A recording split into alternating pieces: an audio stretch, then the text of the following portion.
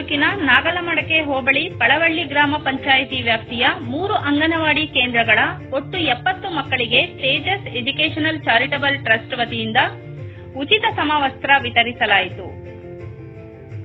ಜಿಲ್ಲಾ ಪಂಚಾಯಿತಿ ಮಾಜಿ ಸದಸ್ಯರು ಹಾಗೂ ಟ್ರಸ್ಟ್ನ ಪ್ರಧಾನ ಕಾರ್ಯದರ್ಶಿಗಳಾದ ಗಾಯತ್ರಿ ಬಾಯಿ ಶಂಕರಮೂರ್ತಿಯವರು ಮಾತನಾಡಿ, ಮಕ್ಕಳನ್ನು ಅಂಗನವಾಡಿ ಕಾರ್ಯಕರ್ತೆಯರು ತಮ್ಮ ಸ್ವಂತ ಮಕ್ಕಳಂತೆ ಪ್ರೀತಿಯಿಂದ ಕಂಡು ಅವರ ಭವಿಷ್ಯ ರೂಪಿಸುವ ಜವಾಬ್ದಾರಿ ಹೊರಬೇಕು.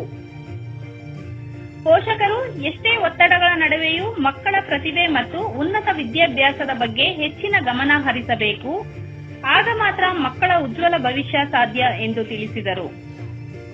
ನಂತರ ಟ್ರಸ್ಟ್ನ ಮಾರ್ಗದರ್ಶಕರಾದ ಶಂಕರಮೂರ್ತಿ ಅವರು ಮಾತನಾಡಿ, ನಮ್ಮ ಟ್ರಸ್ಟ್ ಕಳೆದ ವರ್ಷ ಪಿಯುಸಿ ವಿದ್ಯಾರ್ಥಿಗಳಿಗೆ ಉಚಿತ ಸಿಇಟಿ ತರಬೇತಿಯನ್ನು ನೀಡಲಾಗಿತ್ತು. ಜೊತೆಗೆ ಶಾಲಾ ಮಕ್ಕಳಿಗೆ ಬ್ಯಾಗ್ ಹಾಗೂ ಸಮವಸ್ತ್ರ ವಿತರಣೆ ಮಾಡುವ ಮೂಲಕ ಸತತವಾಗಿ ಶಿಕ್ಷಣ ಕ್ಷೇತ್ರಕ್ಕೆ ಶಕ್ತಿ ತುಂಬುತ್ತಿದೆ. ಇಂದಿನ ಮಕ್ಕಳೇ ಮುಂದಿನ ಪ್ರಜೆಗಳು. ಮಕ್ಕಳ ಉನ್ನತ ಮಟ್ಟದ ಶಿಕ್ಷಣ ಪಡೆದಾಗ ಮಾತ್ರ ಉತ್ತಮ ಉದ್ಯೋಗಗಳನ್ನು ಪಡೆಯಲು ಮತ್ತು ಸಮಾಜದಲ್ಲಿ ಶೈಕ್ಷಣಿಕ ಪ್ರಗತಿ ಹೊಂದಲು ಸಾಧ್ಯ ಎಂದು ತಿಳಿಸಿದರು. ಮಾಜಿ ಗ್ರಾಮ ಪಂಚಾಯಿತಿ ಅಧ್ಯಕ್ಷರಾದ ದಿನೇಶ್ ಕುಮಾರ್ ಅವರು ಮಾತನಾಡಿ, ಗಾಯತ್ರಿ ಬಾಯಿ ಅವರ ಸಮಾಜ ಸೇವೆಯನ್ನು ಶ್ಲಾಘಿಸಿ, ಸರಳ ವ್ಯಕ್ತಿತ್ವದ ಗಾಯತ್ರಿ ಬಾಯಿ ಅವರು ಹಣಕ್ಕಿಂತ ಹೃದಯ ಶ್ರೀಮಂತಿಕೆಗೆ ಬೆಲೆ ನೀಡಿ ಸಮಾಜದ ಸೇವೆಯಲ್ಲಿ ತೊಡಗಿರುವುದು ಸಂತೋಷದ ವಿಷಯ. ಇವರು ಈ ಶೈಕ್ಷಣಿಕ ಕಳಕಳಿ ಇತರರಿಗೂ ಮಾದರಿಯಾಗಿದೆ ಎಂದು ತಿಳಿಸಿದರು. ಈ ಸಂದರ್ಭದಲ್ಲಿ ಗ್ರಾಮದ ಪ್ರಮುಖ ಗಣ್ಯರು, ಪೋಷಕರು, ಅಂಗನವಾಡಿ ಕಾರ್ಯಕರ್ತೆಯರು ಹಾಗೂ ತೇಜಸ್ ಎಜುಕೇಷನಲ್ ಚಾರಿಟಬಲ್ ಟ್ರಸ್ಟ್ನ ಪದಾಧಿಕಾರಿಗಳು ಉಪಸ್ಥಿತರಿದ್ದರು. ಅವ್ರಿಗೆ ಪ್ರೀತಿ, ದ್ವೇಷ ಏನು ಗೊತ್ತಿರೋ ಮುಗ್ಧತೆ. ನೀವು ಹೆಂಗೆ ಬೆಳೆಸ್ತೀರಾ ಹಂಗೆ ಬೆಳೀತಾರೆ ಅವರು. ಹಂಗಾಗಿ ನಾವು ಮಕ್ಕಳಲ್ಲಿ ನಿಮ್ಗೆ ಎಷ್ಟೇ ಕಷ್ಟ ಇಲ್ಲಮ್ಮ, ನಿಮ್ಮ ಕಷ್ಟಗಳನ್ನ ಸ್ವಲ್ಪ ಬದಿಗಿಟ್ಟು ಮಕ್ಕಳಿಗೋಸ್ಕರ ನೀವು ಟೈಮ್ ಸ್ಪೆಂಡ್ ಮಾಡೋದು ಕಲ್ತ್ಕೊಳ್ಳಿ. ಅವಾಗಲೇ ನಾನು ಒಬ್ಬ ತಾಯಿ, ನನಗೂ 2 ಮಕ್ಕಳಿದ್ದಾರೆ. ನಮ್ಮ ಅಣ್ಣನ ಮಕ್ಕಳು, ನನ್ನ ತಮ್ಮ, ನನ್ನ ತಂಗಿ ಎಲ್ಲರಿಗೂ ನನ್ನ ಜೊತೆ ಕರ್ಕೊಂಡೇ ಹೋಗಿ ನಾನು, ಯಾಕಂದರೆ ಮಕ್ಕಳಂದ್ರೆ ನನಗೆ ತುಂಬ ಇಷ್ಟ. ನಮ್ಮ ಮೇಡಮ್ ಅವ್ರು ಹೇಳಿದಾಗ, ಚಿಕ್ಕ ಮಕ್ಳಿಗೆ ಯಾಕಮ್ಮ ಯೂನಿಫಾರ್ಮ್ ಸುಮ್ಮನೆ ಇದು ಮಾಡ್ತಿದ್ದೀರಾ ಅಂತ ನಾನು ಹೇಳಿದೆ. ಇಲ್ಲ ಮೇಡಮ್, ನೀವು ಆ ಥರ ಅಲ್ಲ, ನಾವು ಚೆನ್ನಾಗಿ ಬೇಸಿಕ್ ಇದು ಮಾಡ್ತೀವಿ ಅಂತ ಹೇಳೋದು. ಅದಕ್ಕೂ ಯಾರೋ ಸೋಲಾರವರು ಏನೋ ಇದು ಮಾಡಿದ್ದಾರೆ. ಆದ್ರೂ ಇಲ್ಲ, ನೀವು ಹಿಂದೆ ಮಾಡಬೇಕು ಅಂದಾಗ, ಆಯ್ತು ಹೇಳಮ್ಮ, ನಿಮ್ಮ ಖುಷಿ ನನಗೂ ಖುಷಿ ಆಗುತ್ತೆ ಅಂತ ಹೇಳ್ಬಿಟ್ಟು ನಮ್ಮೂರಿಗೆ ನಾನು ಬರ್ತೀನಿ.